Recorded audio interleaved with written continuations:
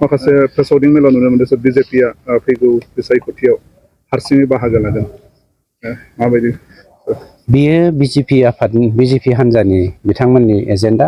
बिथांमोननि एजेन्डा बायदि मावगोन जोंबो खोब खम समनि गेजेरावनो जोंनि एजेन्डानि सायाव जों सावरायनो थांगासिनो दङ जों आगोलबो इउपिपिएल हिसाबैनो सिखारदों एबारबो जोङो इउपिपिएल हिसाबैनो सिखारगोन बेखौनो जोङो सावरायनो थांगोन नाथाय मोनसे खोथाया सैथो जे जों इउपिपिएल दोलोआ बर' हारिनि राव हारिमु थुनलाइ आसार खान्थिखौ नागारनानै सोरनिबा आथिङाव मालाबाबो हेव मानिग्रा मानसि नङा आरो जों इउपिपिएल हान्जाखौ बिनि थाखाय दायाखै जोंनि राव हारिमु थुनलाइ आसार खान्थिखौ फोथांना लाखिनायजों लोगोसे